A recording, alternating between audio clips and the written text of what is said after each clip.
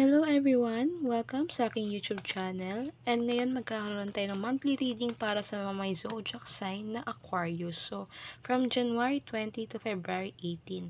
So, ang readingan natin ngayon is yung flow ng career, finances, and love life ninyo for the next month, October 2025. Okay? So, sige. Take what resonates and leave the rest. But anyways, before pala ako mag-start, na magbasa or bumuot ng mga cards if you want to book a private reading kasi mas specific po doon. Mas tumpok po doon yung kasagutan base sa inyong mga katanungan and energies po ninyo yung mismo nakukuha doon. So, just message lang po sa aking Facebook page, Readings by L with 3K plus followers. So, take note. Facebook page po siya ha. And also, pa-follow or yun nga, papafollow sa akin TikTok account, Readings by L. 40K plus followers siya as of the moment. So, sige, start tayo.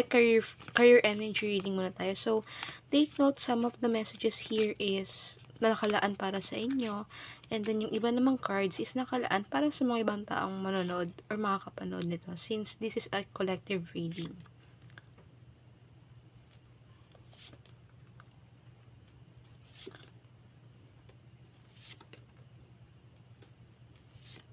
Okay. Sige.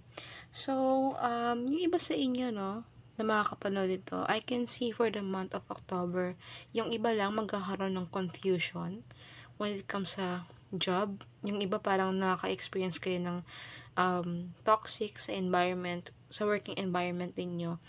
And yung iba sa inyo, hindi nagagawa yung medyo bumababa yung performance. So, may specific message talaga ako nakakuha dito na meron daw sa inyo, ang work daw is parang nire-rate, binibigyan ng ratings and naka-base sa performance. Na kesyo kung maganda yung performance mo, magtatagal ka doon. Pero kung hindi maganda yung performance mo talaga, parang there's a big possibility na matatanggal ka dun sa spot mo. So, meron talaga sa inyong ganyan. So, be careful ha, yung sa mga nakaka-resonate kasi for the month of October, kung hindi nyo iingatan itong spot ninyo, more likely baka mapunta tayo sa ganun.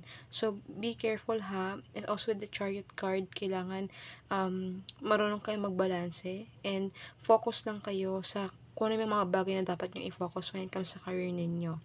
So, yung iba naman dito is may nakikita rin akong specific message which is parang mag-transfer into other companies or ibang job opportunities. So, for the month of October, sa mga nagkaplano ngayon na lumipat ng ibang trabaho, for the month of October, mangyayari yan. And I can see na meron daw kayong much better na pupuntahan or lilipatan na working place because of this card si the Empress. So, ito nakikita ko sa ibang makakapanood nito with the zodiac sign of Aquarius. So, take note ha, ito nakalimutan kong sabihin kanina, although we have a zodiac sign of Aquarius, pero meron pa talaga tayong mga tinatawag na rising sign. So, you can search it on Google actually, kung anong ibig kong sabihin. So, for example lang sa akin, ang zodiac sign ko talaga is Gemini, pero meron akong rising sign na Aquarius. So, definitely meron akong makuha na traits ni Aquarius and yung mga magiging ganap sa energy flow ng mga Aquarius. Yung iba dun makukuha ko. Kasi may rising sign din ako. So, medyo complicated ang natal chart. Pero you can search it on Google na lang. So, yun nga, mga nakikita kong specific message when it comes sa career ninyo. Kayo mga kapanood nito. So, sige, proceed tayo when it comes sa financial or finances.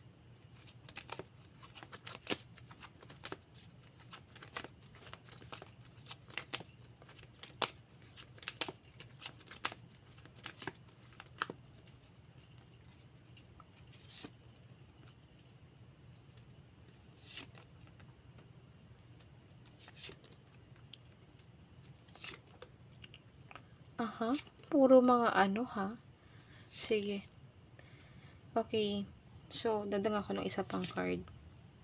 Okay, so for the month of October, para sa mga kapanood nito, I will say na ito reading will serve as a warning na manage your finances well. Kasi sa October, medyo magiging matumal yung flow ng financial ninyo. Okay? Itong card ito si Five of Wands at saka the Hangman. Some of you magkakaroon ng struggles paano ma-maintain yung finances nila for the next month, for the month of October. So, some of you also is magkakaroon ng problema na parang hindi nyo alam kung paano nyo masasustain yung mga basic needs ninyo, ganyan, no? Yung iba sa inyo, parang mangungutang pangay. Yun yung specific messages na nakikita ko dito. So, yun nga, manage your finances well. Yung iba naman sa inyo, parang for the month of October, medyo madidrain kayo pagdating sa mga expectations ninyo sa income ninyo. So, sinasabi dito, wag daw kayo sobrang magpapaka-stress kasi sinasabi naman dito na may financial blessings na maganda paparating sa inyo. So, maaaring sa mga susunod pa na buwan. So, i-release niyo yung anxiety ninyo. And, kumbaga, yung problema kasi is dumadaan lang. Pero wag sobrang dadamdamin kasi makakaraos naman definitely. And ito si Six of Swords. Meaning ito kasi is pag-agos or go with the flow. So, meaning, chill lang and malalagpasan nyo rin itong mga magiging problema ninyo.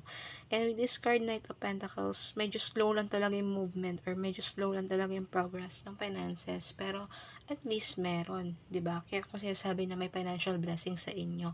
Although for the month of October, I can see that there's a lot of burdens that will come to your way. So, kung ano yung mga dapat ninyong iwasan na. Okay, kung ano yung mga kailangan nyo ayusin nyo. So, this, like I've said earlier, these cards or this reading will serve as a warning para sa inyo.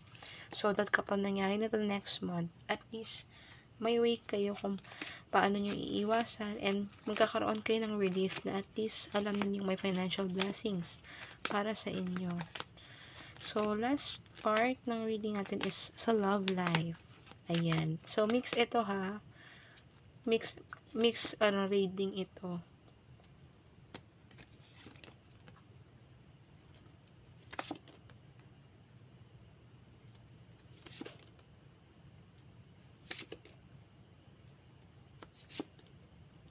Okay, one card.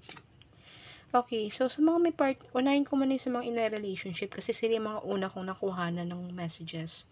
So, some of you, sa mga may in a relationship here, I can see for the month of October, may mga coldness, may mga tampuhan ako nakikita dito that may result sa part na parang yung iba sa inyo or yung partner ninyo magdadalawang isip, especially with the Two of Swords and Eight of Swords. So, kumbaga parang yung mga hindi nyo pagkakaintindihan, maaaring ito yung maging blockage sa inyo para alam mo yun, parang imbis na maging connected kayo together, lalo ng person ninyo, baka maging magkalayo kayo. So, ina-advise dito na mas maging magkaroon ng open communication, subukan ninyo ni person na magkaintindihan hanggat maaari, huwag pataasin yung pride. And with the High Priestess here, yung iba kasi sa inyo, it's either ikaw or yung person ninyo is parang alam mo yun, more likely tahimik lang. Hindi talaga vocalize when it comes sa nararamdaman. Pero don't worry, wala pa naman ako nakikita any negative energies here na kesyo may breakup, may separation. Wala pa naman kasi with this card, Three of Pentacles, alamin kumbaga, for the month of October, mare-resolve nyo daw yung mga issues niyo with your partner. Okay? And sa mga single here na mga kapanood ito, konti lang masyado yung messages na nakukuha ko sa inyo here. If you're going to ask me kung meron ba kayo magiging partner for the month of October, wala pa talaga. Wala akong nakikita.